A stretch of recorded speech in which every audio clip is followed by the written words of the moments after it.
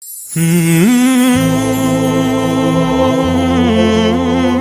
الله الرحمن الرحيم والصلاة والسلام على رسوله الكريم وعلى آله وصحبه أجمعين اما بعد، انسان میں ہدایت اور گمراہی دونوں کے لیے پوری طاقت موجود ہے۔ فَأَلْهَمَهَا فُجُورَهَا وَتَقْوَاهَا۔ باہر دو دعوتیں ہیں، ایک شیطان کی ہے فَبِمَا أَغْوَيْتَنِي لَأُزَيِّنَنَّ لَهُمْ فِي الْأَرْضِ وَلَأُغْوِيَنَّهُمْ أَجْمَعِينَ۔ اس نے بھی یہ نیت کی ہے کہ میں تمام انسانوں کو گمراہ کر دوں۔ اور دوسری دعوت انبیاء کی ہے جو خیر کی طرف ہے۔ الف لام را کتاب انزلناہ الیک لتخرج الناس من الظلمات الی النور، وہ کہتا ہے وَلَأُغْوِيَنَّهُمْ أَجْمَعِينَ، یہاں کہتا ہے لِتُخْرِجَ النَّاسَ مِنَ الظُّلُمَاتِ إِلَى النُّورِ۔ دونوں طرف مکمل تشکیل کے ارادے ہیں۔ اللہ تعالیٰ یہ چاہتا ہے کہ تمام بنی نوع انسان ظلمت سے نکل کر ہدایت پر آ جائے۔ شیطانی یہ چاہتا ہے کہ اجمعین، ایک بھی جنت میں نہ جائے، سارے جہنم میں چلے جائیں۔ یہ دو نظام اللہ کے رسول تک بڑے واضح تھے، سے پہلے تک، کہ جب گمراہی پھیلتی تو ایک نبی خالص اس کام کے لیے آ جاتا تھا، اس کو اور کوئی کام نہیں ہوتا تھا۔ اِنَّا أَرْسَلْنَا نُوحًا إِلَىٰ قَوْمٍ، کہ براہ راست ان کو اس کے لیے بھیجا جائے قوم کی طرف۔ وَإِلَىٰ عَادٍ أَخَاهُمْ هُودًا وَإِلَىٰ ثَمُودَ أَخَاهُمْ هُودًا وَإِلَىٰ مَدْيَنَ أَخَاهُمْ هُودًا وَلَقَدْ أَرْسَلْنَا مُوسَىٰ بِآيَاتِنَا۔ تو عیسیٰ علیہ السلام تک بڑی واضح اور کوئی خلط ملط چیز نہیں تھی کہ دعوت کے لیے مستقل داعی آتا تھا، وہ صبح سے شام اس کو اور کوئی کام نہیں ہوتا تھا۔ رب انی دعوت قومی لیلا ونہارا فقد ابلغتکم رسالات ربی اور نصحت لکم اور ابلغتکم وبلغ ما انزل الیک من ربک۔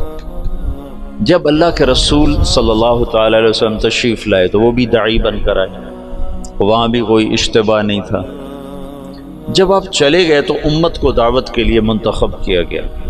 اب آ کر معاملہ سنگین اور سخت امتحان ہو گیا کہ ایک طرف ان کے ساتھ وہ سلسلہ نہیں ہے جو انبیاء کے ساتھ تھا، وہ وحی نہیں، وہ عصمت نہیں، وہ غیبی نظام ایسا نہیں ہے۔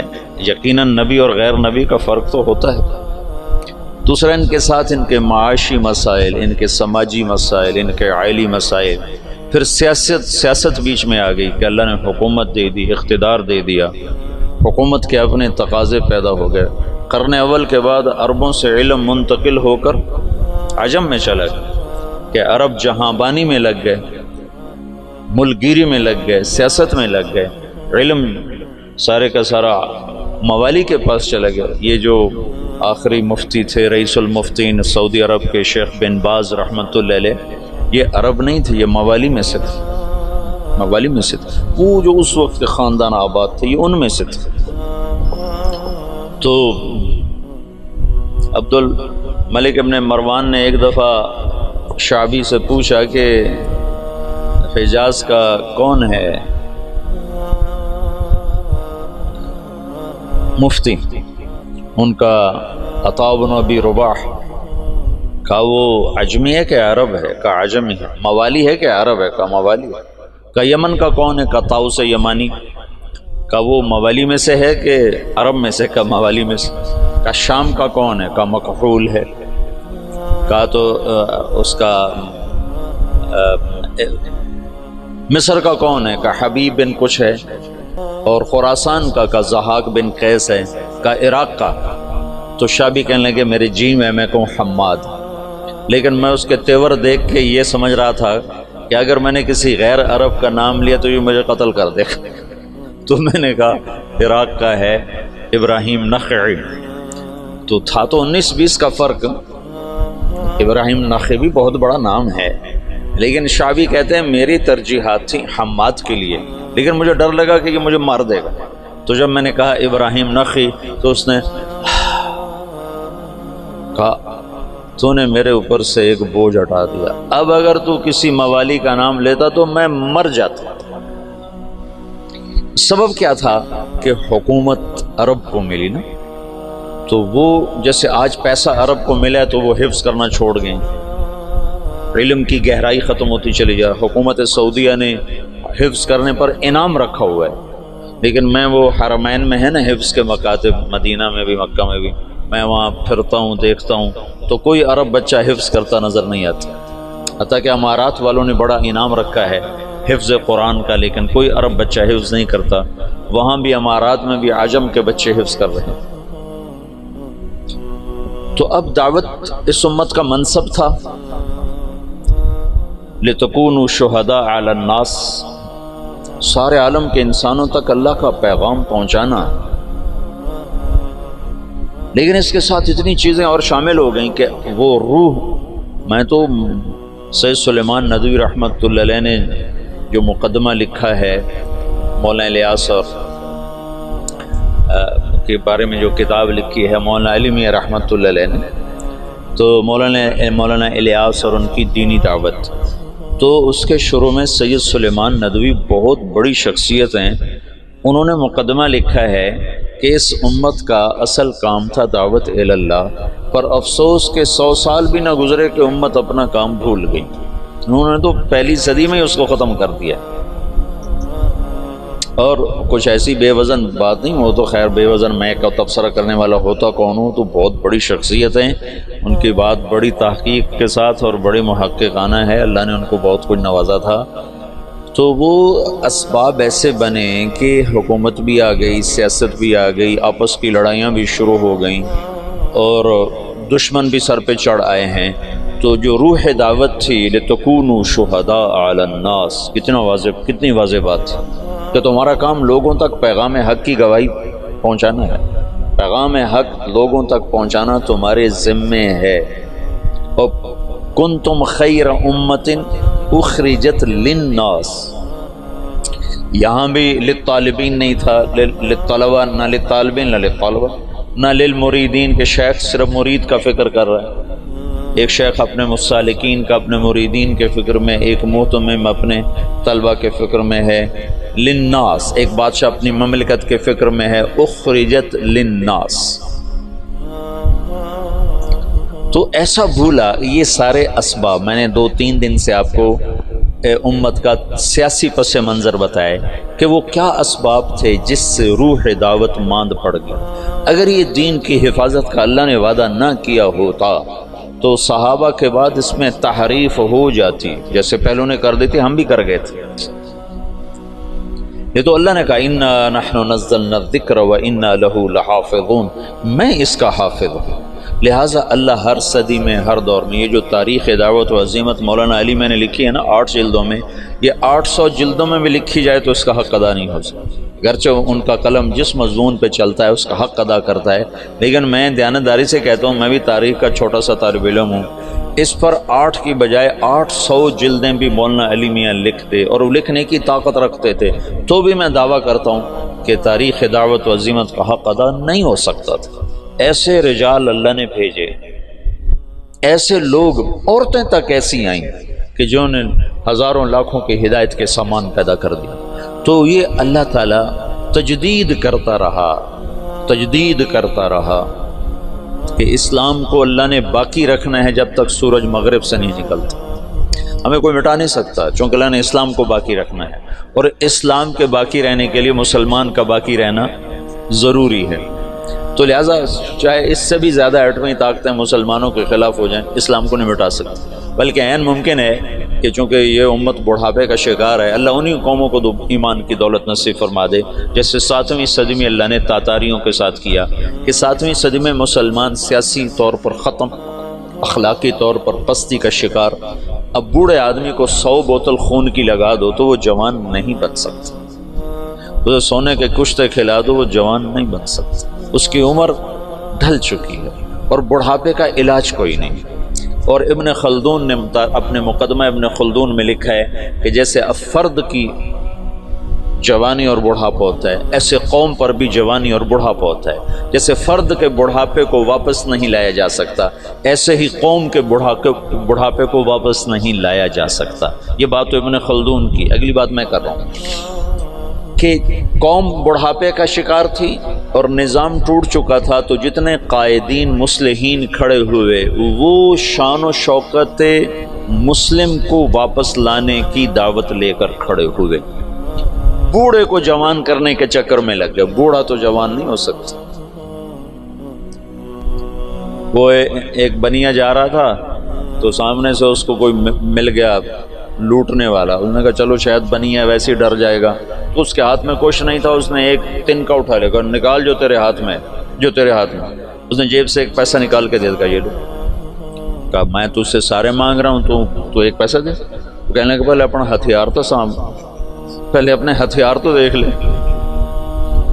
تو پچھلے 200 سال میں جتنی تحریکیں اٹھی ہیں وہ مسلمان میں جوانی لانے کے لیے نہیں اٹھی، بلکہ بوڑھوں پر جوانی والا نظام لانے کی محنت تھی کہ نظام واپس آئے، وہ شان و شوکت واپس آئے، وہ سیاسی طاقت واپس آئے، وہ حکومت واپس آئے۔ وہ نہیں ہو سکتا تھا، ناممکن تھا۔ شاہ عالم ثانی غلام قادر روہیلا کو جب وہ بچہ تھا تو اس کو عورتوں لڑکیوں کے لباس پہنا کے اپنے دربار میں نچواتا تھا۔ یہ لوگ نظام بدل سکتے تھے؟ جب غلام قادر روہیلا طاقت میں تو اس نے شاہ عالم ثانی کی آنکھیں نکلوا دی۔ شاہ عالم ثانی مغلیہ خاندان کا بہادر شاہ سے پہلے آخری بادشاہ تھا جس پر انگریز نے دلی پر باقاعدہ قبضہ کر لیا، اور شاہ عالم ثانی صرف لال قلعے کا بادشاہ رہ گیا تھا، اور اس کے بعد بہادر شاہ ظفر، اور پھر بات ہی ختم ہو گئی۔ بڑھاپے کا علاج جوانی ہے، اور جوانی قوموں کی جوانی کیسے ہوتی ہے؟ قوموں کی جوانی کا ایک راستہ ہے، ایک فرد کی جوانی کا تو راستہ کوئی نہیں، لیکن قوموں کی جوانی کا ایک راستہ ہے کہ غیر قوموں کو اپنا ہم نوا بنایا جائے، غیر قوموں کو اسلام میں لایا جائے۔ پچھلی ساری صدیوں میں ایسا ہوتا رہا کہ منفرد دعات کی وجہ سے دعوت کبھی نہیں ختم ہوئی۔ ہاں، جو مولانا الیاس صاحب نے دعوت کو زندہ کیا وہ قرن اول کی طرز پر زندہ کیا کہ ہر مسلمان یہ سمجھے کہ میں دین کا داعی ہوں، میرے ذمہ پوری دنیا میں اللہ کے دین کو پہنچانا ہے، چاہے میری جیب میں ایک پیسہ کوئی نہیں۔ یہ سوچ تو اجتماعی طور پہ ختم ہو گئی تھی۔ حضرت تھانوی رحمۃ اللہ علیہ جیسے فرمانے لگے یہ کیا گمراہی کی بات شروع کر دی مولی الیاس، دین کی دعوت تو علماء کا کام ہے، عوام کیا کریں؟ میں نے ایک دفعہ یہ دورے والوں کو کہا، میں کہا تأمرون بالمعروف وتنہون عن المنکر کا ترجمہ کرو۔ سنوں کا تم بھلائیوں کی دعوت دیتے ہو، برائیوں کو مٹاتے ہو۔ کتنوں سے پوچھا، سب نے یہی ترجمہ کیا۔ میں نے کہا یہ المعروف جو لفظ ہے اس کا بھی کوئی مطلب ہے؟ یہ اس میں مفعول ہے، اور عرفہ سے یہ اس میں مفعول ہے، تو اس میں مفعول کا ترجمہ کرو۔ وہ کریں بھلائیوں کو پھیلاتے ہو، برائیوں کو مٹاتے ہو۔ تو میں نے کہا اس میں مفعول کا ترجمہ ہے جانی پہچانی چیز، جانی پہچانی چیز۔ بھلائی اور نیکی تو اس کا مرادی ترجمہ ہے۔ میں نے کہا اصل ترجمہ کرو۔ وہ کوئی ایک نہیں بولا، جو صرف شروحات اور کتابیں پڑھتے ہیں وہ ایسے پابند ہو جاتے ہیں، دائیں بائیں سوچنے کی صلاحیت ختم ہو جاتی ہے۔ اور منکر، ان کا منکر کہتے ہیں انجانی چیز کو، انجانی چیز کو۔ تم تأمرون بالمعروف، تم جانی پہچانی چیزوں کی دعوت دیتے ہو، وتنہون عن المنکر، اور انجان چیزوں سے تم منع کرتے ہو۔ اس کے ساتھ ایک آیت جوڑو، فَأَلْهَمَهَا فُجُورَهَا وَتَقْوَاهَا، کہ میں نے تیرے اندر نیکی اور بدی کا الہام کر دیا ہے۔ الہام سچ سچ ہے، اس کے لیے کسی شریعت سے دلیل کی ضرورت نہیں۔ ظلم ظلم ہے، اس کے لیے کسی شریعت سے دلیل کی ضرورت کوئی نہیں۔ جھوٹ بہت بری چیز ہے، اس کا الہام ہے انسان کے اندر، کسی قرآن و سنت سے دلیل کی ضرورت کوئی نہیں۔ ماں باپ کی نافرمانی یہ انسانی فطرت اس کا انکار کرتی ہے۔ زنا کا انسانی اوتزن الحرۃ، کیا بات کہی تھی اس نے؟ ہند بنت عتبہ رضی اللہ تعالیٰ عنہ نے کیا کہا تھا جب اللہ کے نبی نے بیعت لی اور فرمایا کہ تم یہ کرو گی، یہ کرو گی، یہ نہیں کرو گی، یہ نہیں کرو گی، زنا نہیں کرو گی، تو ہندہ نے زمانہ جاہلیت میں کہا اوتزن الحرۃ، کیا شریف عورت زنا کر سکتی ہے؟ پتھروں کی پجاری تھی 1 منٹ پہلے تک، بغیر دلیل کے جو چیزیں غلط ہیں وہ منکر ہیں، بغیر دلیل کے جو چیزیں خوبصورت ہیں وہ معروف ہیں۔ تو اس کے لیے تو ویسے علم کی ضرورت کوئی نہیں۔ ہاں مدرسے میں پڑھنے پڑھانے کے لیے علم کی ضرورت ہے، حدود شریعت بتانے سمجھانے کے لیے علم کی ضرورت ہے، تبلیغ کے لیے تو علم کی ضرورت نہیں ہے۔ تبلیغ تو معروفات کی دعوت ہے، اور معروف کا مطلب جانی پہچانی، توحید جانی پہچانی چیز۔ افلا ينظرون الى الابل كيف خلقت والى السماء كيف رفعت والى الجبال كيف نصبت والى الارض كيف سطحت، یہ ساری جو اللہ تعالیٰ بتا رہا ہے یہ وہ چیزیں ہیں کہ جو بغیر دلیل کے ٹھکتی ہیں۔ وہ جو بدو نے کہا تھا البعرۃ تدل علی البعیر والاثر يدل علی المسیر تأمرون بالمعروف، تم جانی پہچانی چیزوں کی تبلیغ کرتے۔ اور میں تو تفسیریں پڑھتا نہیں نا، نہ مجھے اب نہ میرا سر اتنا تھکا رہتا ہے کہ مجھے پڑھائی نہیں جاتی، تو مجھے خیال ہے المعروف کا مطلب ہے جانا پہچانا، معرف بالعامل اس میں معرفہ، رجل الرجل۔ معروفات وہ عمل ہیں جس کو انسان عقلاً جانتا ہے، منکرات وہ عمل ہیں جن کو انسان عقلاً برا جانتا ہے۔ اس کے لیے تو کسی دلیل کسی حجت کی جو مجھے تو علم نہیں میں تبلیغ کیا کروں۔ تم یہ نہیں کہہ سکتے بھائی اللہ کی مان لے اللہ بہت بڑا ہے، اس کے لیے کیا علم چاہیے؟ بھائی اللہ کی نافرمانی نہ کر اللہ بہت بڑا ہے، اس کے لیے کیا علم چاہیے؟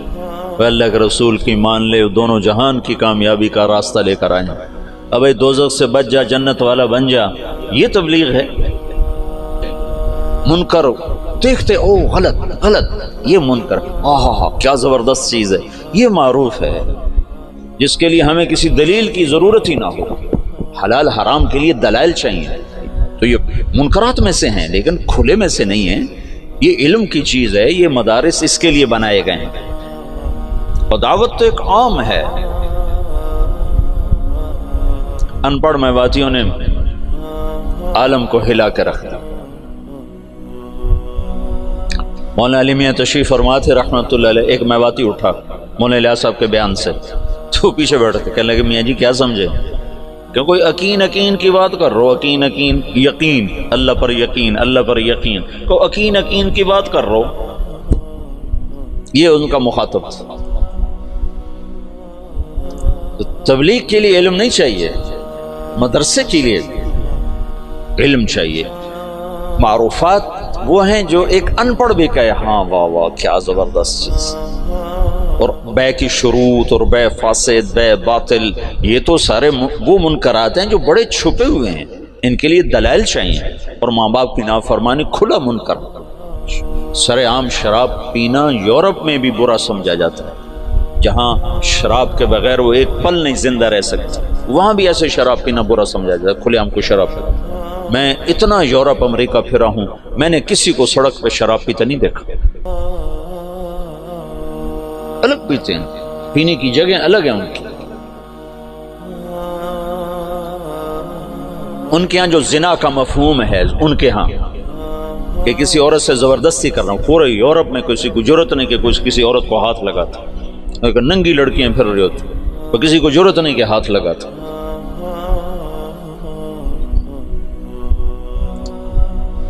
تامرون بالمعروف، معروفات، معروف اس میں مفعول نہ کہ نیکی ہے، عرف بھی اسی سے ہے، ابھی عرف۔ تو دعوت اس امت کا فرض منصبی ہے، فرض منصبی، فرض منصبی جو امت کے ہر فرد کے لیے ہے۔ لیکن سیاست، حکومت، گھر، معاشرت، یہ چیزیں رکاوٹ بن کر آئیں، اور نبیوں جیسا انتخاب نہ تھا، وہ تو اور کوئی کام کر ہی نہیں سکتا، اس کو تو وہی آ رہی۔ داؤد علیہ السلام نے ایک دن مقرر کیا کہ میں اللہ کی عبادت کروں گا، کسی سے نہیں ملوں گا،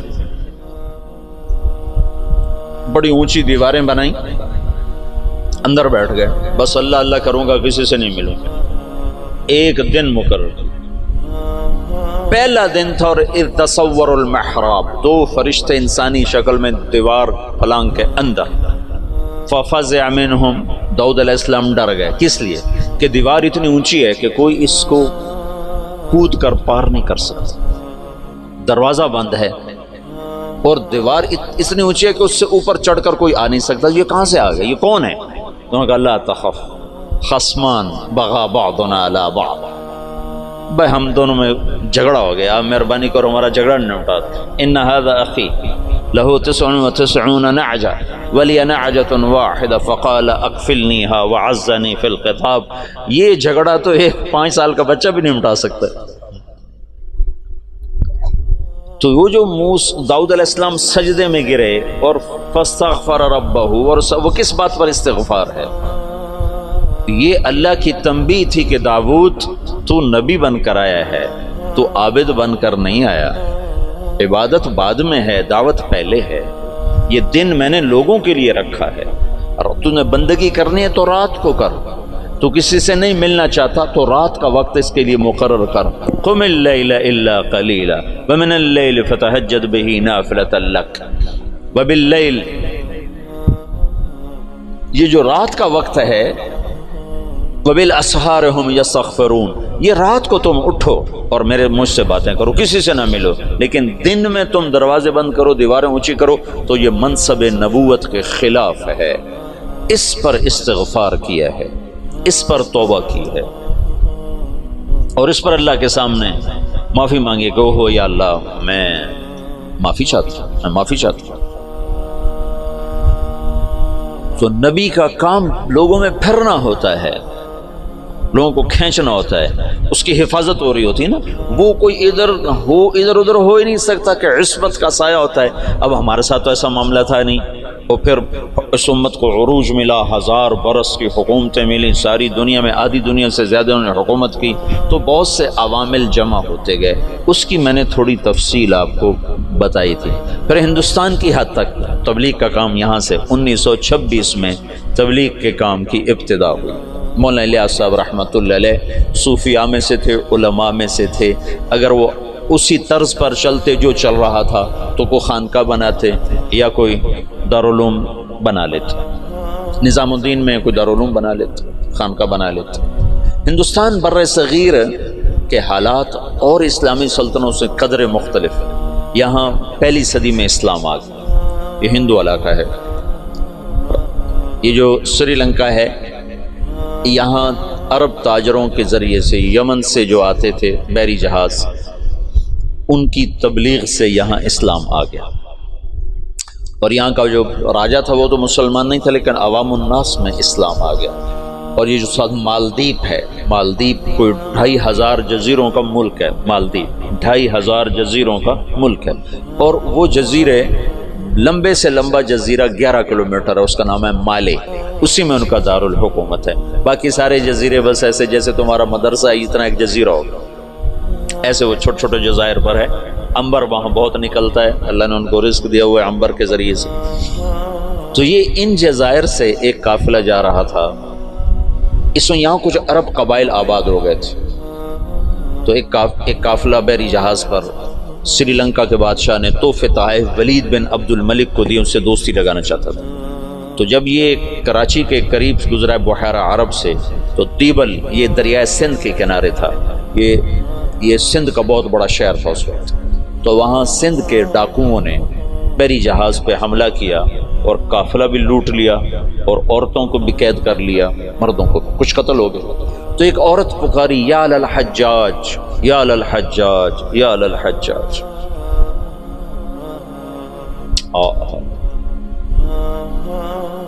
عروج کے دور میں فاسق کیسے ایمان والا تھا۔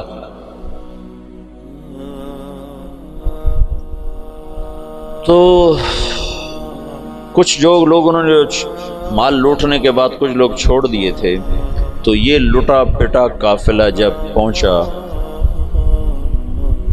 عراق میں تو حجاج کو ملا، اور انہوں نے کہا کہ ایک بہن نے کہا تھا یا علی الحجاج، تو وہ کھڑا ہو گیا اپنے کرسی سے، کہ لبیک یا اخت الاسلام، لبیک یا اخت الاسلام، لبیک یا اخت الاسلام، اور کہا میرے اوپر حرام ہے بیوی بھی اور بستر پہ سونا بھی، جب تک میں اس بہن کی مدد کو نہ پہنچوں۔ ایک جس کے بارے میں اللہ کے نبی کا کہنا ہے کہ وہ بنو ثقیف میں ایک مبیر ہو، ایک صفاق ہو، صفاق ترین فاسق ترین انسان غیرت ایمانی سے ایسا بھرا ہوا ہے کہ میرے اوپر بیوی حرام ہے، میرے اوپر بستر پہ سونا حرام ہے، جب تک میں اس بہن کی مدد کو نہ پہنچوں۔ اور اس نے اسی وقت ایک لشکر تیار کیا، عبید اللہ بن نبحان رحمۃ اللہ علیہ کو امیر بنایا، اور ان کو 3000 کا لشکر 4000 کا لشکر دے کے روانہ کیا۔ وہ لشکر شکست کھا گیا اور عبید اللہ شہید ہو گئے۔ پھر اس نے دوسرا لشکر روانہ کیا، یہ سارے عراق سے تھے، بدیل بن طوفہ رحمۃ اللہ علیہ کی سرکردگی میں وہ بھی شہید ہو گئے، اور دونوں لشکروں کو شکست ہو گئی۔ پھر اس نے شامی قبائل جو عرب کے قبائل جو شام میں آباد تھے، ان کا عراقیوں سے بڑا مختلف مزاج تھا، تو اس نے ولید بن عبد الملک سے اجازت چاہی کہ مجھے سندھ پہ حملے کے لیے شام سے لشکر، اور میرا خزانہ ختم ہے، مجھے پیسے بھی دے۔ تو ولید نے کہا میں یہ محاذ نہیں کھول سکتا، ابھی ترکستان میں محاذ کھلا ہوا ہے، شمالی افریقہ میں محاذ کھلا ہوا ہے، چین کی طرف محاذ کھلا ہوا ہے، میں چوتھا محاذ نہیں کھول سکتا۔ تو حجاج نے کہا جتنا پیسہ مجھے دو کے قرضہ ہے، اور میں یہ دگنا کر کے بیت المال میں واپس کروں گا۔ تو شامیوں کا 4000 کا لشکر تیار، اور اس کا اپنا سگا بھتیجا تھا محمد بن قاسم بن یوسف، حجاج بن یوسف اور محمد بن یوسف اور قاسم بن یوسف، یہ 3 بھائی ہیں۔ ان میں محمد بن یوسف بھی حجاج جیسا ظالم تھا، یمن میں گورنر تھا، اور قاسم بہت شریف النفس تھے، ان کا بیٹا محمد 17 برس کی عمر، اور حجاج نے اپنی بیٹی زبیدہ اس کے نکاح میں دی ہوئی تھی، اس کو منتخب کیا اور اس کو 12000 کا لشکر دے کے روانہ کیا، اور باقی جو ساز و سامان تھا وہ سمندر کے ذریعے سے بھیجا، جتنا باقی سامان تھا، اور ہر 3 دن کے بعد اس کے پاس خبر آتی تھی، اس نے ڈاک کا ایسا نظام بنایا کہ ہر 3 دن کے بعد خبر حجاج تک پہنچتی تھی۔ اس طرح راستے میں چوکیاں قائم کی، اور پورے جنگ کا نقشہ حجاج بصرے میں بیٹھ کے خود کنٹرول کر رہا تھا۔ تو یہ بدھوں کا شہر تھا، جو دیبل تھا نا بدھوں کا، تو اس میں ایک بڑا وہ تھا ان کا معبد، اس کا گنبد تھا، اس کے اوپر ایک جھنڈا تھا۔ تو ان کا یہ عقیدہ تھا جب تک یہ جھنڈا نہیں گرتا اس سے شہر کو شکست نہیں ہو سکتی۔ تو مسلمانوں نے زور لگا لیا، حجاج بن یوسف نے ایک توپ بھیجی تھی، توپ منجنیق، پتھر پھینکنے والی، وہ اتنی بڑی تھی اس کو 500 آدمی کھینچتے تھے، تو اس کو بحری جہاز پہ بھیجا تھا۔ تو وہ نصب تھی اور توپ اس گنبد پہ نشانہ نہیں فٹ ہو رہا تھا۔ 10 دن 12 دن 15 دن گزر گئے، گولے جاتے تھے گنبد پہ نہیں لگتے تھے، تو دیبل والے اور جوش سے لڑتے تھے۔ تو حجاج بن یوسف نے وہاں سے خط لکھا کہ اس توپ کا زاویہ 1 درجہ نیچے کر کے فائر کرو، 1 درجہ نیچے کر کے۔ اور محمد بن قاسم اس دن خود توپ پر آئے، ان کا آج میں خود پھینکوں گا۔ تو محمد بن قاسم نے خود اس دن پتھر تو رکھنے والے بہت سے لوگ ہوتے تھے، پھر اس نے خود اس کو کھینچ کے جو پھینکا تو پہلا ہی پتھر جا کے جھنڈے پہ لگا اور گنبد پہ لگا، اور گنبد ٹوٹا تو شہر والوں نے ہتھیار پھینک دیے۔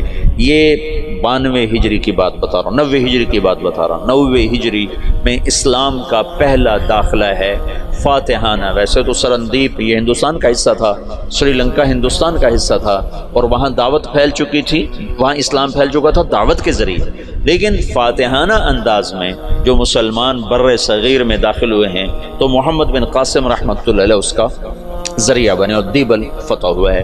راجہ داہر اس وقت وہ پورے سندھ کا بادشاہ، پورا ہندوستان دو حصوں میں تقسیم تھا، ہند اور سندھ۔ سندھ یہ نہیں جو آج ہے، یہ سندھ بمبئی تک تھا، یہ سندھ بمبئی تک اور دیپال پور تک اور ادھر سے بمبئی تک، یہ ایک پورا علاقہ تھا، باقی ہند الگ علاقہ تھا۔ راجہ داہر اس سارے کا بادشاہ تھا۔ راجہ داہر ایک دفعہ بیٹھا تھا تو ایک نجومی آیا، تو اس کی بہن بھی ساتھ بیٹھی تھی، تو اس کی بہن نے اپنا ہاتھ دکھا دیا نجومی کو کہ میرا ہاتھ دیکھو۔ نجومی نے کہا یہ لڑکی آئندہ سندھ کے بادشاہ کی بیوی بنے گی۔ تو راجہ داہر تو پریشان ہو گیا، یہ میرے گھر میں میرا دشمن پیدا ہو رہا ہے۔ تو اس نے اپنے وزیر کو بلایا، کہنے لگا نجومی نے کہا ہے کہ یہ میری جو بہن ہے یہ سندھ کے بادشاہ کی بیگم بنے گی۔ تو وزیر نے کہا تو خود شادی کر لے، قصہ ہی ختم۔ میں نے کہا بے غیرت مجھے کروائے گا، ساری دنیا کیا کہے گی بہن سے شادی کر لی۔ تو وزیر چپ ہو گیا، اس نے ایک بکری لے کر اس پر مٹی مل دی، مٹی کی تہ پہلے اس پر اچھی طرح لگائی، پھر اس کے اوپر باریک مٹی ڈالی، پھر اس پر پھول کے بیج ڈالے اور اس کو ہلکا ہلکا پانی لگوانا شروع کیا۔ تو اس کے پشت کے اوپر پھول ہی پھول ہو گئے۔ تو اس نے وہ بکری ایک نوکر کو دی کہ جاؤ اسے بازار کا چکر لگواؤ۔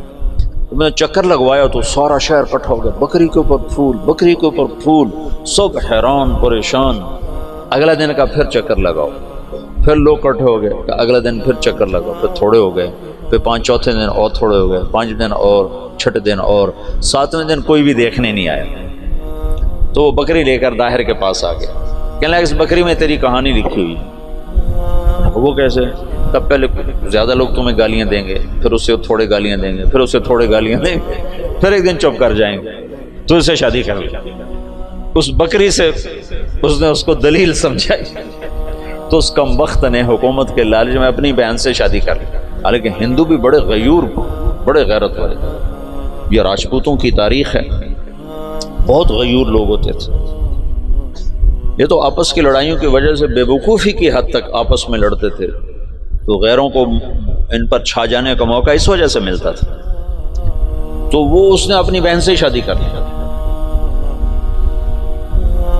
جب محمد بن قاسم حملہ آور ہوا تو راجہ داہر سندھ بمبئی دیبال پور تک کا حکمران تھا۔ تو روہڑی کے قریب ان دونوں لشکروں کی پھر جنگ ہوئی۔ تو اس سے پہلے محمد بن قاسم نے لکھا حجاج بن یوسف کو کہ سارا سندھ اکٹھا ہو چکا ہے اور میرے ساتھ صرف 12,000، تو اپنی مدد کے لیے لشکر بھیجو۔ تو فاسق اور صفاق کا خط سنو، حجاج کا خط ہے، یہ ابھی دریائے سندھ کے پار تھے، ادھر راجہ داہر کے لشکر، ادھر محمد بن قاسم کا لشکر۔ تو حجاج کا خط ہے کہ اللہ کے رسول کا فرمان ہے 12,000 کو کمی کی وجہ سے شکست نہیں ہو سکتی، اور تم 12,000 ہو، لہذا تمہیں اس وجہ سے شکست نہیں ہو سکتی کہ تم تھوڑے۔ جب میرا خط پہنچے تو سارے لشکر کو آخرت کی ترغیب دی اور اللہ کی رضا پہ مرنے کے لیے تیار کرو، اور میرے پاس کوئی لشکر نہیں تمہیں بھیجنے کے لیے، میرے پاس کوئی سرمایہ نہیں تمہاری مدد کے لیے، تمہارا اللہ تمہیں کافی ہے۔ یہ حجاج کا خط تھا محمد بن قاسم کے نام۔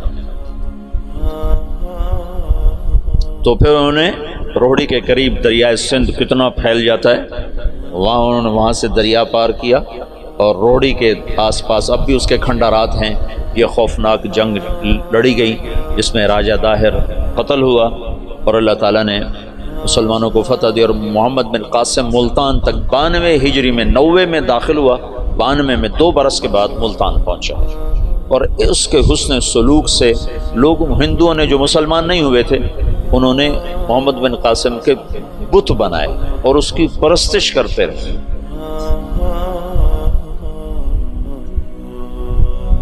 یہ اس طرف سے 92 ہجری میں اسلام داخل ہوا ہے۔ پھر اس کے بعد ہندوستان کے پوری جو تاریخ بدلی ہے کہ مسلمانوں کے ہاتھ میں اقتدار، وہ 5ویں صدی میں جا کر جب محمود غزنوی نے ہندوستان پہ حملہ کیا اور 17 حملے کیے، 17 کے 17 میں وہ کامیاب ہوا، اور 33 برس حکومت کی۔ دنیا میں 4 بڑے فاتح ہیں، پہلے بھی تو میں بتاتا رہتا ہوں، مطلب اپنی میری جستجو سے کوئی میں نے کسی محقق کتاب میں نہیں پڑھا، لیکن یہ بات تو خیر سارے مورخ مانتے ہیں کہ سب سے بڑا فاتح چنگیز خان ہے، اور دوسرے نمبر پر محمود غزنوی۔ آگے 2 میں نے خود لگائے ہیں، تیسرے نمبر پر سکندر یونانی ہے، اور چوتھے نمبر پر تیمور لنگڑا ہے۔ مجھے اس پہ بڑا غصہ آتا ہے، کم بخت نے بڑے مسلمان ذبح کیے۔ میں حیران ہوں تفتہ زانی کیسے اس کے ساتھ رہتا تھا، تو ایسا صفاق کم بخت تھا۔ وہ جب شہر پہ حملہ کرتا تو پہلے دن سفید جھنڈا لہراتا تھا، اس کا مطلب تھا کہ اگر تم دروازے کھول دو گے تو ہم صرف تمہارا مال لوٹیں گے، تمہیں کچھ نہیں کہیں گے۔ دوسرے دن سرخ جھنڈا لہراتا تھا کہ اب ہم تمہارے فوجی قتل کریں گے، تمہارا مال لوٹیں گے، تمہیں کچھ نہیں کہیں۔ تیسرے دن سیاہ جھنڈا لہراتا تھا کہ اب جتنے بھی ذی نفس ہیں سب کو قتل کریں گے اور تمہارا مال بھی لوٹیں گے، اور وہ کم بخت ایسا ہی کرتا رہا۔ میرا تو کبھی کبھی جی چاہتا ہے کہ اس کا خاتمہ بھی ایمان پہ نہ ہوا ہو، ایسا اس نے ظلم کیا۔ باقی اللہ غفور الرحیم ہے، ہم اس کی رحمت کو نہ بند کر سکتے ہیں نہ پابند کر سکتے ہیں۔ چاہے تو ابو جہل کو جنت میں ڈال دو، اسے کوئی پوچھنے والا نہیں ہے۔ یہ خطا اللہ نہ کرے ہم سے ہو کہ ہم اللہ کی رحمت کوئی پابند بنا دیں۔ ہم کم ظرف ہے نا، کم ظرفی کی وجہ سے کسی پہ زیادہ غصہ آ جاتا ہے، کسی کے ساتھ ہمدردیاں وابستہ ہو جاتی ہیں، کسی پر قہر چڑھ جاتا ہے، لیکن اس کی رحمت رحمتی وسعت کل شیء، تو اس کی رحمت کے آگے خربوں تیمور بھی ہوں تو بخشے جا سکتے ہیں، ایک تیمور کی کیا بات ہے۔ تو محمود غزنوی فاتح ہند ہے، اس نے ہندوستان کے لیے اسلام کا دروازہ کھولا، اور 33 برس کی حکومت، اور فاتح عالم ثانی ہے۔ چنگیز خان کے بعد یہ دوسرے نمبر کا شاہ سوار ہے۔ وہ کافر تھا، 2 کافر 2 مسلمان، ایک کافر نما مسلم، ایک کھرا مسلمان۔ سب سے پہلے سلطان کا لقب پانے والا محمود غزنوی ہے۔ سلطان کا جو لقب سب سے پہلے ملا ہے وہ محمود کو ملا ہے، سلطان محمود غزنوی۔ اس کا باپ غلام تھا، غلام سبکتگین غلام تھا۔ یہ گیا شکار کھیلنے، تو ایک ہرنی کا بچہ اس نے شکار کیا، تو اس کو اٹھا کر اس نے گھوڑے پہ رکھا، ذبح نہیں کیا، گھوڑے پہ رکھا، گھر جا کے ذبح کروں، اور واپس مڑا۔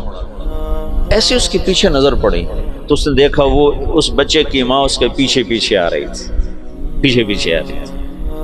تو اس نے اس کو دیکھا تو اسے ترس آیا، تو اس نے بچے کو چھوڑ دیا۔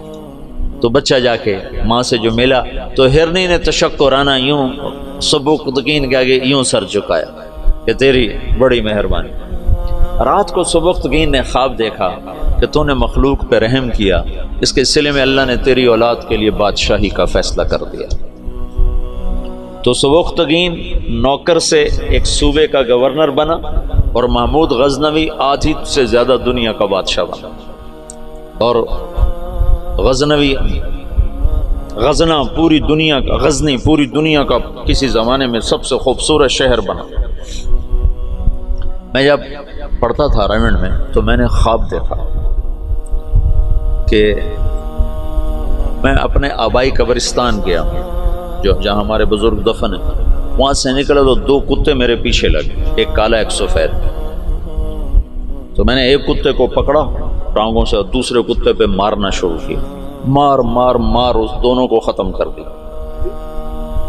تو وہاں مجھے 2 خرگوش کے بچے نظر آئے، تو میں نے وہ اٹھا لیے۔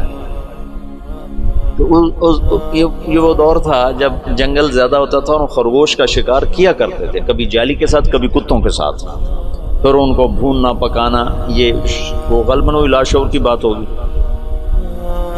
تو میں نے وہ خرگوش کے بچے اٹھا لیے اور میں چل پڑا۔ پیچھے مڑ کے دیکھا تو خرگوش نہیں یوں دیکھ رہے، تو مجھے خواب میں سبکتگین یاد آ گیا خواب میں اس نے بھی ہرنی پہ رحم کھایا تھا، تو میں نے دونوں بچے چھوڑ دیے۔ تو میں نے کہا یا اللہ، ہرنی پہ رحم کھانے پر تو نے سبکتگین کو حکومت عطا فرمائی تھی، یہ میں خواب میں دعا کر رہا ہوں، میں تجھ سے حکومت کا طلبگار نہیں، میں تجھ سے چاہتا ہوں تو مجھے سارے عالم کی ہدایت کے لیے قبول فرما لے۔ یہ خواب میں نے دعا کی، اور پھر میں نے گھر کی طرف چلنا شروع کیا۔ 2 قدم چلا تو میں ہوا میں اڑنے لگا، پھر میں اڑتا ہوا گھر پہنچا۔ یہ آج مجھے کوئی 35 سال کے بعد خواب یاد آیا ہے، وہ سبکتگین کی وجہ سے یاد آ گیا۔ تو محمود 33 سال کی حکومت کے بعد فوت ہوا ہے، 416 ہجری میں۔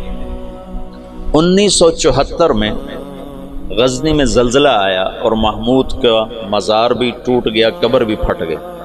ظاہر شاہ کا مرحوم کا زمانہ تھا، تو اس نے قبر کو دوبارہ اور گنبد کو، مزار کو دوبارہ بنوانے کا حکم دیا، تو انہیں ساری قبر کھول دی۔ ساری قبر کھودی تو اندر کچھ بھی نہیں تھا، تو ان کو جستجو ہوئی، تو انہوں نے تھوڑا سا اور کھدائی کی، تو پھر نیچے سے ایک اور وہ لحد نکل آئی۔ لحد، وہ جو اس لحد میں اس کا تابوت پڑا ہوا تھا، لکڑی کا تابوت صحیح سلامت، جیسے کوئی ابھی رکھ کر گیا، اور اس کو اس وقت قبر میں گئے ہوئے 1000 برس ہو چکے ہیں، 1000 برس۔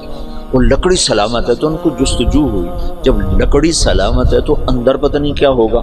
تو ایک فرانسیسی انجینئر تھا، وہ کھول رہا، تو اس نے پیچ کھول کے جب ڈھکن اٹھایا تو بے ہوش ہو کے پیچھے گرا، یوں گرا۔ تو پیچھے جو مسلمان تھے انہوں نے آگے دیکھا، تو محمود اپنے تابوت میں ایسے پڑا تھا جیسے ابھی سویا، اور اس کا سیدھا ہاتھ سینے پر تھا یہاں، اور اس کا کفن یہاں تک ہٹا ہوا تھا، آدھا سینہ اس کا ننگا تھا، اور سینے پر ہاتھ تھا، اور ایسے سویا تھا جیسے ابھی کوئی اس کو سلا کر گیا۔ تو انہیں ہاتھ کو اٹھا کر دیکھا تو نرم گوداز، تو پھر اس کو رکھا، بند کیا، وہاں دوبارہ اس کو دفن کیا۔ میرے محبوب صلی اللہ علیہ وسلم ایسی زندگی لائے ہیں کہ مسجد کا امام نہیں، 3 بر اعظم کا بادشاہ بھی مرنے کے بعد ایسے اعزاز پا سکتا، شہید بھی نہیں ہے، تبھی موت مرا ہے، ٹی بی میں، ٹی بی ہو گئی تھی تب تک، ٹی بی سے مرا تھا۔ اور قبر اس پر ایسے فدا ہے کہ اس کے بال کو بھی نہیں اکھیڑا۔ ایسی زندگی اسلام ہمیں دیتا ہے کہ مر کے بھی زندہ رہ جاؤ۔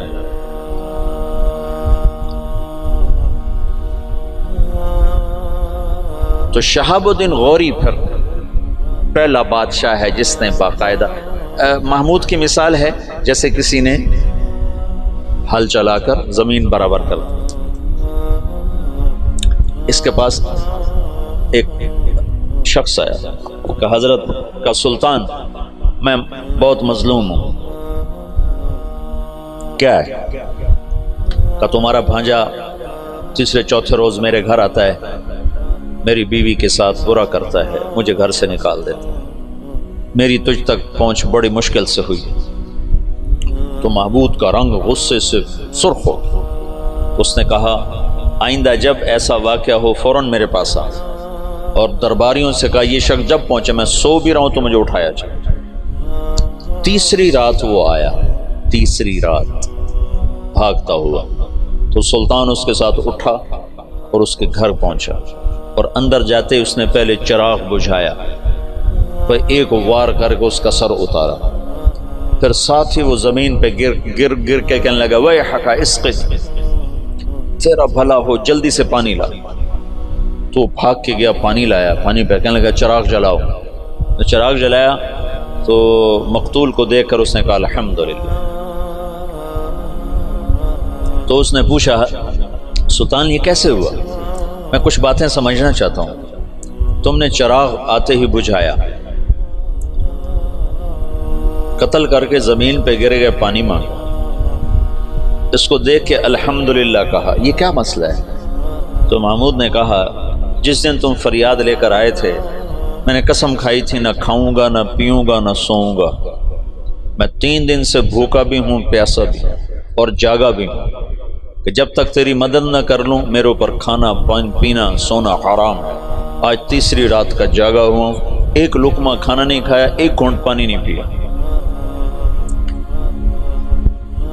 گرا میں اس لیے، پانی میں نے اس لیے، چراغ میں نے اس لیے بجھایا کہ اگر میرا بھانجا ہے تو میری تلوار کہیں کانپ نہ جائے، وار صحیح کرے، اور الحمدللہ میں نے اس لیے کہا کہ یہ میرے خاندان کا بھی نہیں چے جائے کہ میرا بھانجا ہو، یہ تو کوئی میرے نام پہ تمہاری عزت لوٹتا رہا۔ ان صفات پر قبر نے اس کو نگینہ بنا دیا، اس کو کھایا نہیں ہے۔ شہاب الدین غوری سے حکومت کی ابتدا ہوتی ہے بر صغیر باقاعدہ، اور پھر وہ اپنے غلام قطب الدین ایبک کو لاہور کا حکمران بناتا ہے، اور اس کے 2 داماد تھے، اس کی نرینہ اولاد نہیں تھی۔ شہاب الدین غوری ہمارے دیس میں ماشاءاللہ مدفون ہے، یہ پرتھوی راج کو شکست دینے والا تراوڑی کے میدان میں یہ شہاب الدین غوری تھا۔ پہلی جنگ میں اسے شکست ہوئی، تیاری کر کے نہیں آیا تھا، تراوڑی کی پہلی جنگ میں 12,000 کا لشکر تھا، اور واپس جا رہا تھا کہ پتہ چلا پرتھوی راج چڑھایا، تو سب سرداروں نے کہا واپس چلیں، ہماری تیاری نہیں۔ انہوں نے کہا موت سے گھبرا کے جانا مسلمان کا شیوا، لڑ گیا تھا، اس میں پھر شکست کھائی، پھر یہ واپس نہیں ہو رہا تھا، یہ لڑتے لڑتے اپنے گھوڑے سے گرا، تو پیچھے سے ایک ترک سردار نے چھلانگ لگائی اور اس کو ایک ہاتھ سے سنبھالا، اور اس کے گھوڑے کو دوسرے ہاتھ سے سنبھالا، اور لشکر سے اس کو نکال کے باہر لے گیا، تب جا کے اس کی جان بچی۔ پھر دوسری جنگ میں وہ 1 سال تک بستر پہ نہیں سویا، بیوی کے پاس نہیں گیا، پورا سال اس نے تیاری کی، اور پھر تراوڑی کے میدان میں اس نے پرتھوی راج راجپوت چوہان، یعنی وہ ہمارا پڈا وہی تھا، کم وقت ہمیں تو اللہ نے ہدایت دے دی کوئی 15-20 نسل پہلے ہم مسلمان ہو گئے، لیکن ہمارا قبیلہ وہی ہے راجپوت چوہان، پرتھوی راج کی نسل۔ تو اس کے 2 داماد تھے، ایک شمس الدین، ایک ناصر الدین۔ ناصر الدین کو اس نے ملتان کی حکومت دی، شمس الدین کو پھر اس نے دلی کی، اور قطب الدین ایبک کو لاہور کی۔ اس میں شمس الدین پھر بہت عالم نکلا۔ قطب الدین ایبک بہت سمجھدار تھا، لیکن 4 سال کی حکومت کرنے کے بعد اس کا انتقال ہو گیا۔ وہ یہ پولو کھیلتا تھا، پولو، یہ گھوڑے کا، تو گھوڑے سے گرا اور مر گیا۔ انارکلی کے پچھلی طرف اس کا مزار ہوتا تھا، انارکلی جانا ہوتا تھا، 60 کی دہائی میں پڑھتا تھا، تو سارے محلے کا کوڑا کرکٹ اس کی قبر پہ پڑا ہوتا تھا اور عبرت کا نشان ہوتا تھا۔ پھر ضیاء الحق مرحوم نے یہ نیکی کا کام کیا، اس نے وہ سارا محلہ صاف کروا کے چاروں طرف کے مکان خرید کر اس کی قبر پر ایک بڑا خوبصورت اس نے مزار بھی بنایا، ساتھ آنے جانے کی جگہ بھی بنائی۔ تو اس طرح یہاں اسلامی سلطنت کی بنیاد ہے۔ التمش نے 5 دفعہ چنگیزیوں کو شکست دی، 5 دفعہ، اور ان کے چنے چبوا دیے۔ پھر صلاح الدین خلجی نے، تو خاندان غلامہ ختم ہوا، خاندان غلامہ کے بعد سادات آئے، خاندان غلامہ کے دور میں تیمور کا حملہ ہوا، پھر وہ جاتے ہوئے سادات کو حکمران بنا دیا، ان سے پٹھانوں نے حکومت حاصل، ان سے مغلوں نے حکومت حاصل۔ ابراہیم لودھی کو شکست دی بابر نے پانی پت کے میدان میں۔ بابر بڑا دلیر آدمی تھا، بڑا عجب بادشاہ گزرا ہے، تھوڑی عمر میں مر گیا، 42 سال کی عمر میں مر گیا، پر اس کی عجب زندگی۔ تو یہاں مغلیہ سلطنت کی داغ بیل پڑی، بڑی مضبوط اسلام دوست، سوائے اکبر کے کہ وہ گمراہ ہوا تو علماء کی وجہ سے، وہ خود ان پڑھ تھا، دین کو جانتا نہیں تھا، تو جو درباری علماء تھے ان کی وجہ سے وہ دین سے متنفر ہوا کہ وہ آپس میں اس بات پہ اس کے اکبر کے سامنے لڑ پڑتے تھے کہ یہ کرسی پر میں بیٹھوں گا، بادشاہ کے برابر میں بیٹھوں، وہ کہتا میں بیٹھوں، وہ کہتا دائیں میں بیٹھوں گا، بائیں تم بیٹھو، وہ کہتا نہیں تم ادھر بیٹھو میں ادھر بیٹھوں، ادھر میں بیٹھوں گا ادھر تم بیٹھو۔ ان چیزوں سے وہ ایسا خود ان پڑھ تھا، کیونکہ ہمایوں کو جب شکست ہوئی، شیر شاہ سوری نے اسے شکست دی، شیر شاہ سوری پٹھان تھا، تو کچھ عرصہ بیچ میں پٹھانوں کی حکومت آئی، اور ایسی حکومت کر گیا شیر شاہ سوری کہ انگریزوں نے بھی شیر شاہ سوری کے اصول پر اپنی حکومت کے نظام بنائے تھے۔ ایسی خوبصورت حکومت کر کے گیا شیر شاہ سوری، اور بالکل غریب سا تھا، ایک سپاہی سے اللہ تعالیٰ نے اس کو یہ بہار، صوبہ بہار میں یہ پیدا ہوا تھا، تو اس نے بڑے چکر سے حکومت حاصل کی۔ اس نے اپنا ایک جتھا بنا لیا، جتھا بنا لیا. تو اب اس کو ضرورت تھی کوئی شہر میرے قبضے میں ہو. تو اس نے نا وہاں بہار کے ہندو راجا سے کہا کہ مہاراج میں مغلوں سے لڑنے جا رہا ہوں، میرے پاس ہے خزانہ بہت سارا، میں چاہتا ہوں آپ کے پاس امانت رکھ دوں، جب میں آؤں گا تو آپ سے لے لوں گا. وہ ہندو مہاراج تو جو تھا وہ تو الٹی چھلانگیں لگانے لگا. کہا جی میرے پاس 500 صندوق ہے شرفیوں کے بھرے ہوئے. وہ 5 بھی ہوتے تو پورے ہندوستان کا خرچہ کافی تھا. جب اس نے کہا 500 تو اس کی تو رال ٹپک پڑے. ان کا مہاراج میرے جیسا دیانتدار تمہیں پورے ہندوستان میں نہیں ملے گا، تم لے آؤ، میں بڑی حفاظت کروں گا، جب تم آ جاؤ گے تو تمہیں دوں گا، تم مر گئے تمہاری اولاد کو دوں گا. ان کا بس مہاراج میں یہی چاہتا ہوں. اس نے اس میں سپاہی چھپا دی، ہر صندوق میں سپاہی چھپا دی، بند کروا کے ریڑیوں پہ لدوا کے اس نے قلعے کے اندر بھجوا دی. جب وہ اندر پہنچے تو وہ جو ریڑیاں لے جا رہے تھے انہیں جا کے کنڈے کھول دیے. وہ باہر نکلے اور انہوں نے منٹوں میں قلعہ فتح کر لیا. تو یوں شیر شاہ سوری ایک سپاہی سے بادشاہ بننے کی طرف اس کا قدم اٹھا. پھر اس نے 6 سال حکومت کی، پر وہ کام کیے جو لوگ 100 سال میں بھی نہیں کر سکتے. میرے گاؤں کے آگے جو سڑک ہے اب پکی ہے، یہ شیر شاہ سوری نے بنوائی تھی، ملتان سے لے کر لاہور تک. اس کو شیر شاہ سوری روڈ کہتے تھے. پہلے زمانے میں سڑکیں دریاؤں کے ساتھ ساتھ چلتی ہیں تاکہ مسافروں کو پانی ملتا رہے. تو دریائے راوی کے ساتھ ساتھ یہ سڑک چلتی. اس وقت دریائے راوی زندہ تھا، آباد تھا، اب تو مرمرا گیا بیچارہ.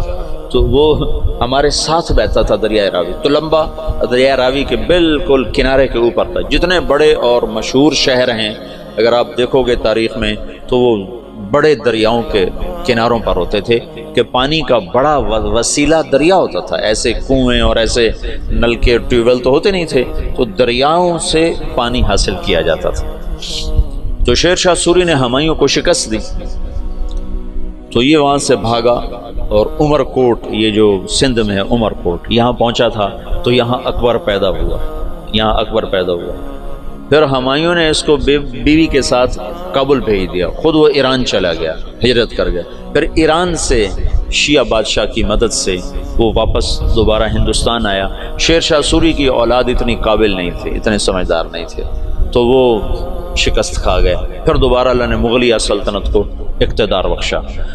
تو اکبر 12 سال کی عمر میں بادشاہ بن گیا. نہ علم کی صحبت، نہ علماء کی، نہ علم نہ علماء کی صحبت. آگے درباری علماء ملے جنہوں نے اس کا بیڑا غرق کر کے رکھ دیا. تو اس نے دین الہی ایجاد کر دیا جس کے لیے مجدد الفسانی رحمۃ اللہ علیہ کو اللہ نے استعمال فرمایا بغیر مناظرے کے. ہیں یہ مناظرے کام خراب کرتے ہیں.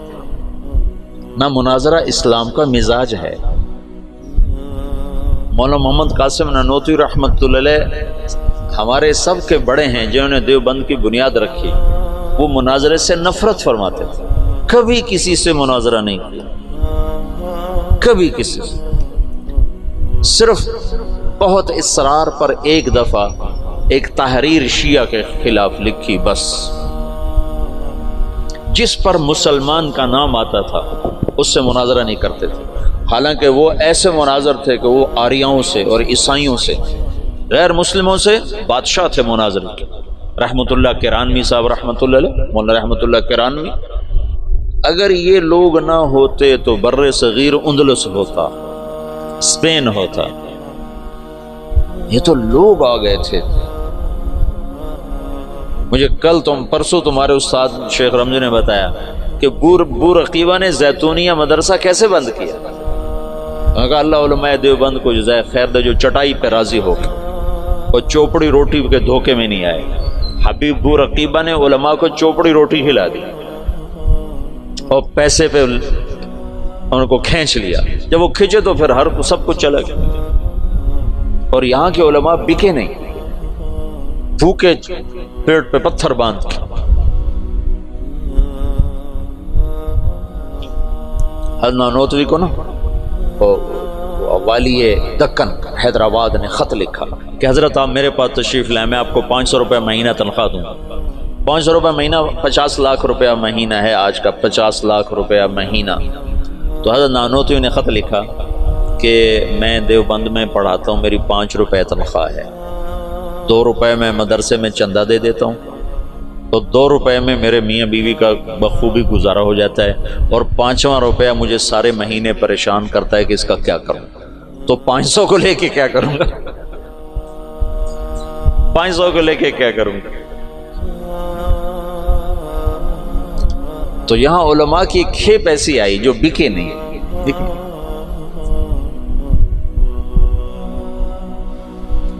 تو درباری علماء نے اکبر کا ستیہ ناش کر کے رکھ دیا۔ دین الہی اس نے ایجاد کیا علماء سے تنگ آ کر، ان درباری علماء سے تنگ آ کر۔ مجدد الفسانی رحمۃ اللہ علیہ نے بغیر مناظرے کے دین الہی کو مٹا دیا، کسی ایک جگہ مناظرہ نہیں کیا، حالانکہ لا الہ الا اللہ محمد الرسول اللہ اکبر ذل اللہ یہ کلمہ تھا، یہ کلمہ تھا اکبر ذل اللہ۔ اس کو رد کرنا کتنا آسان تھا مناظرے سے۔ گائے کا ذبح کرنا بند، شراب حلال، اکبر کو سجدہ، سورج کی پوجا، صبح بالکونی کھول کے اکبر سورج کے سامنے کتنے دیر تک مالا جپتا تھا، داڑھی منڈانا ضروری، داڑھی رکھنا حرام، سارے حرام کام فیضی اور ابو الفضل کم بختوں۔ فیضی کیسا عالم تھا جس نے قرآن کی تفسیر لکھی بغیر نقطے کے، الفاظ محملہ، محملہ کہتے ہیں جن پر نقطہ نہیں ہوتا، الفاظ محملہ سے یعنی الف سے، سین سے، صاد سے، ہا سے، را سے، دال سے، تا سے، لام سے، میم سے، یعنی وہ 14 حرف رہ جاتے ہیں، 14 حروف سے قرآن کی تفسیر لکھ دی، اور سوات الالہام، اور اکبر کو گمراہ کرنے والا وہ ہے دین الہی۔ ایک دفعہ کسی نے پوچھا کیا کر رہے ہو فیضی سے، کہا الہات کے مزے لے رہا، کہا الہات کے مزے لے رہا۔ جہانگیر آگے مجدد الفسانی کا صحبت یافتہ نکلا، مثبت انداز سے جو کام ہوتا ہے وہی پائیدار ہوتا ہے۔ اتنا بڑا کام مولانا الیاس صاحب فرماتے تھے میرا کام مجدد الفسانی والا، میں نے مجدد الفسانی کو سامنے رکھا ہے کہ ان کا طرز یہ تھا کہ وہ مٹی ہوئی سنت کے مقابلے میں جو بدعت ہوتی تھی اس کی تردید نہیں فرماتے تھے مجدد الفسانی، بلکہ مٹی ہوئی سنت کے فضائل بیان اتنا فرماتے تھے کہ سنت چھا جاتی تھی، بدعت مٹ جاتی تھی، روشنی آئی اور اندھیرا چلا گیا۔ یہ تھا اندھیرے کے جانے کے لیے کوئی حجت اور دلیل تو نہیں ہوتی نا، سورج کے آنے کی دیر ہوتی ہے اندھیرا چلا جاتا ہے، پھر کہنا تو نہیں پڑتا اندھیرے صاحب منٹو رپاؤ سورج آ گیا، تو خود ہی چلا جاتا۔ بغیر مناظرے کے دین الہی کو مٹا دیا۔ ابو الفضل زندہ کی کھال کھچوا دی تھی شیخو پورے میں۔ یہ جو شیخو پورہ ہے نا یہ جہانگیر کے نام پر ہے۔ جہانگیر بڑی منتوں سے ملا تھا، یہ اکبر کے اولاد نہیں ہوتی تھی۔ ایسے میرا پنڈورا باکس کھل جاتا ہے تو کہاں کی کہانیاں اکٹھی ہو جاتی ہیں، تو پھر مجھے خود یاد نہیں رہتا میں کیا کہہ رہا تھا اور کدھر چلا گیا۔ تو بڑی دعاؤں کے بعد جہانگیر ملا تھا، پیدل گیا تھا اجمیر تک دعا مانگنے، اجمیر تک پیدل گیا تھا دعا مانگنے کہ اللہ تعالیٰ مجھے بچہ عطا فرمائے، تو اللہ نے جہانگیر دیا۔ اس کی نخنیت، جہانگیر بہت نیک متقی بادشاہ، اس پر ایسے ہی بہت زیادہ افتراء ہیں، بہتان ہیں، بہت سارے، کچھ کمیاں تھی بھی سی بادشاہوں میں ہوتی ہیں، لیکن اس کا یہی بہت بڑا احسان ہے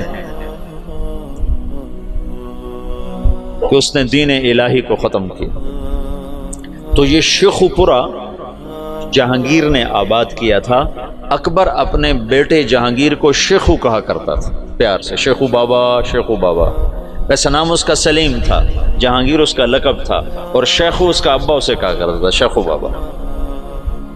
تو اس نے یہ ہرن مینار بھی جو بنایا ہے، اس کا ایک ہرن تھا جہانگیر کا، اسے بہت پیار کرتا تھا، وہ مر گیا، اس کے غم میں اس نے ہرن مینار بنایا۔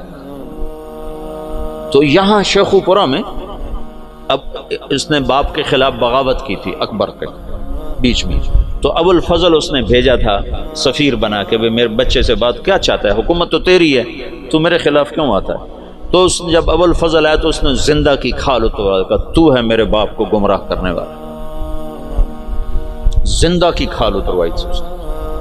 اکبر نے کہا شیخو بابا میں تو ذبح شدہ بکری کی کھال نہیں اترتے دیکھ سکتا، تو نے میرے یار کی کھال ہی زندہ اتار دی۔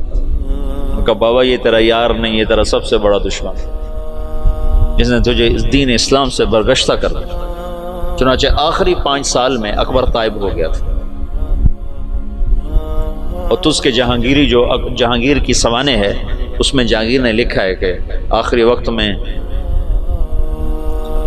بابا نے صدر جہاں کو بلوایا جو مفتی دلی تھے، اور ان سے فرمایا کہ میرے سرانے بیٹھ جاؤ، سورہ یاسین پڑھ۔ تو صدر جہاں نے سورہ یاسین پڑھنی شروع کی، اور میرے باپ نے سننا شروع کیا، پھر آہستہ سے کلمہ پڑھا اور روح پرواز کر گیا۔ تو مجدد الفسانی رحمۃ اللہ علیہ نے بغیر مناظرے کے اتنے بڑے فتنے کو دبا دیا۔ یہ آج کل کے بیچارے کیا مناظروں کے ذریعے سے فتنوں کو دبا سکتے ہو؟ تو فتنوں کو ہوا دینے والی چیز ہے۔ سنو، اعتراض کا جواب نہیں ہوتا، سوال کا جواب ہوتا ہے۔ سن رہے ہو؟ اعتراض کا جواب نہیں ہے۔ انتم خیر ام عبد اللہ، عتبہ بن ربیعہ کہہ رہا ہے انا اعلمکم بالشعر والسحر والکہانہ، مجھے بھیجو میں محمد سے بات کرتا ہوں، جاؤ بات کرو۔ تو وہ آ کر کہتا ہے یا محمد انت خیر ام عبد اللہ، تو اللہ کا نبی چپ۔ انت خیر ام عبد المطلب، اللہ کا نبی چپ۔ کہ آنے والا سائل نہیں ہے، آنے والا معترض ہے، معترض کا جواب نہیں ہوتا۔ اعتراض کا جواب دیں گے وہ کوئی اور ڈال دیں گے، پھر آپ اس کا جواب وہ کوئی اور ڈال دیں گے۔ یہ تو کہانی ایسے دیکھتے نا، جواب در جواب در جواب در جواب، اس کی کوئی انتہا ہے؟ میری بات سنو، اعتراض کا جواب نہیں ہوتا، سوال کا جواب ہوتا ہے، اشکال کا۔ یہ بات میں نے مولانا سعید خان صاحب رحمۃ اللہ علیہ سے بارہا سنی، پھر اس کو سیرت سے پرکھا۔ انتم خیر ام عبد اللہ، ابھی یہ ایک ہی حدیث میرے سامنے آئی، اور اللہ کہے چپ۔ انتم خیر ام عبد المطلب، چپ۔ کہ عتبہ سائل بن کر نہیں آیا ہے، معترض بن کر آیا ہے، اس کو جواب نہیں دیا جا سکتا۔ وہ لمبی بات کرتا رہا، آپ خاموش رہے۔ جب وہ خاموش ہو گیا تو آپ نے کسی ایک بات کا جواب نہیں دیا، ایک بات کا۔ عتبہ میرے پاس جو ہے وہ میں تمہیں سنا دیتا ہوں۔ حامیم والکتاب المبین انا انزلناہ، کیا ہے؟ قرآنا عربی، حامیم والکتاب المبین قرآنا عربی لقوم یعلمون بشیرا ونذیرا فاعذر اکثرهم فهم لا یسمعون وقولوا قلوبنا فی اکنۃ مما تدعونا الیہ سے لے کر فإن اعرضوا فقل انذرتکم صاعقۃ مثل صاعقۃ عاد وثمود، یہاں تک قرآن پڑھ کے سنا دے۔ انا انزلناہ قرآنا عربیا لقوم یعلمون بشیرا ونذیرا فاعرض اکثرهم فهم لا یسمعون، اس کو پڑھتے چلے جاؤ۔ یہ سارا قرآن سنا، ایک بات کا جواب نہیں دیا، ایک بات کا۔ تمہیں جوش اٹھتا ہوگا کہ ہم جواب دیں گے، ہم جواب دیں گے، وہ اور کر، اس لیے کہ اگلا سائل ہی نہیں ہے، اگلا تو معترض۔ ایک جاٹ کے منہ سے نکل گیا کوا سفید ہوتا ہے، کالا نہیں ہوتا۔ نہ کمیاں کالا ہوتا، نہ کہ نہیں ہوتا ہی بگا، چٹا ہوتا ہی نہیں۔ تو انہوں نے کہا چلو مناظرہ کرو مناظرہ۔ تو اس کی بیوی نے کہا مر جاویں کالا ہوتا ہے، تو کدے آکھے جانا پہ؟ اس نے کہا میں مننا ہی نہیں، کالا ہوتا تو میں کون منے سے، میں مننا ہی نہیں۔ تو تم کیسے بے وقوف ہو جو کوے کو سفید کہنے والے کو منانا چاہتے ہو؟ کیوں وقت ضائع کرتے ہو؟ اس سے بات کر لو جس کا ذہن صاف ہے۔ معترض کا جواب نہیں ہے۔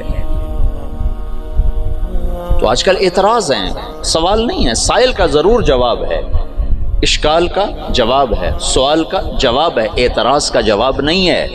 مناظرے، جواب در جواب، یہ سب وقت ضائع کرنے کی چیزیں۔ حضرت تھانوی رحمۃ اللہ علیہ نے فرمایا بہت سے فتنے اس لیے فتنے بن گئے کہ علماء نے اس کا جواب دینا شروع کر دیا، اگر جواب نہ دیتے تو اپنی موت آپ مر جاتے۔ یہ تحفۃ العلماء کی تمہیں سنا کہ بہت سے فتنے اس لیے فتنے بن گئے کہ علماء نے ان کا جواب دینا شروع کر دیا، اگر وہ چپ ہو جاتے تو اپنی موت آپ مر جاتے۔ مجدد الفسانی رحمۃ اللہ علیہ نے اتنے بڑے فتنے کو مٹایا بغیر جواب، بغیر مناظرے. سبحان اللہ، عجب بندہ تھا. اور نقش بندی سلسلے کے بادشاہ، جس کے آخری بادشاہ مولانا خان محمد صاحب دنیا سے تشریف لے، اور تو دنیا اندھیر ہو گئی، بستی اجڑ گئی. ان اللہ لا ينتزل علم انتزاعا ہے نا، بل يقبضه بقبض العلم.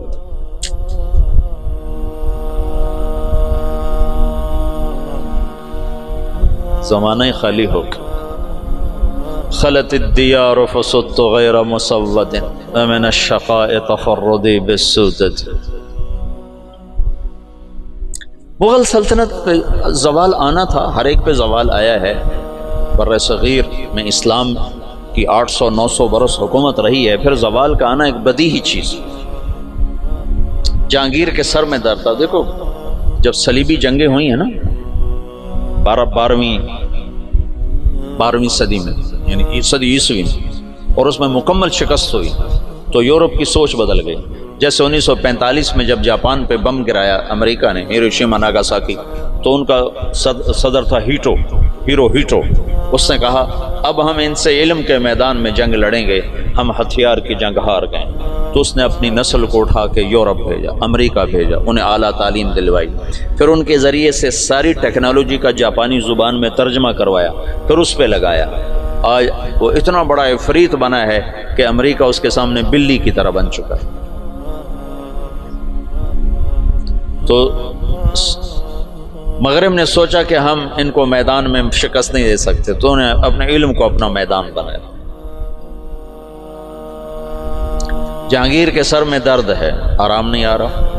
اب طب یونانی میں کوئی ایسی دوائی نہیں کہ سر درد اور فوری آرام آ جائے، کوئی ایسی دوائی نہیں. تو انگریز جو تھے وہ انہوں نے کالونیاں بنا لی تھی تھوڑی تھوڑی، تجارت کے لیے. تو ان کے خواب و خیال میں بھی نہیں تھا کہ مغل سلطنت سے ہم ٹکر لینے والے ہیں. تو ایک انگریز ڈاکٹر تھا، اس نے اس کو گولی پیش کی کہ جناب آپ یہ کھائیں. 15 منٹ کے بعد جہانگیر کا درد دور ہو گیا. وہ تم کیا بلا کھلائی ہے مجھے؟ وہ سر درد کا مجھے مانگ کیا مانگتا ہے؟ تو کم وقت ایسے سیانے تھے، اپنے لیے کچھ نہیں مانگے. کہا میری قوم کو تجارت کی باقاعدہ اجازت تھی. انہوں نے کہا اجازت ہے. شاہ جہان کے دور میں لوگوں نے بھانپا کہ یہ تو خطرناک لوگ ہیں، تو اس کو کہا کہ ان کو نکال دیا جائے. انہوں نے کہا یہ کیا پدی کا شور، بھائی ہمارا کیا بگاڑ سکتا. اس کو یہ نہیں پتا تھا کہ آگے یہ پدی پدا بن جائے گا. لیکن تو تاریخ ہے، زوال و عروج و زوال ساتھ ساتھ چلتے ہیں. تو اورنگزیب عالمگیر کے بعد ایک دم زوال ہے. میں نے یہ دیکھا ہے کہ جس بادشاہ نے لمبی حکومت کی اس کا اگلا وارث انتہائی نکما. سلیمان اعظم کہلاتا ہے. سلیمان اعظم جو سلاطین عثمان ہیں، یہ ترکی کے جو میں نے تغرل کی کہانی سنائی تھی نا آپ کو، عثمان سے عثمانی، اس میں سلیمان کو کہتے ہیں سلیمان اعظم. اس نے آدھے سے زیادہ یورپ فتح کیا، الجزائر فتح کیا، عرب، پتہ نہیں کہاں کہاں اس کی حکومت. اس نے 50 سال حکومت کی. اس کا اگلا بیٹا نکما. ادھر 50 سال اورنگزیب نے حکومت کی، اگلا بیٹا نکما ترین معظم انتہا. اور 25 سال وہ دارالحکومت سے غائب رہا جہانگیر. یہ اس کی بڑی سیاسی غلطی تھی کہ 25 برس دارالحکومت سے باہر گزار، دکنی ریاستوں کے خلاف لڑتے تو پیچھے سازشوں سے پک گیا. چلو باقی انشاءاللہ پھر کل کرو.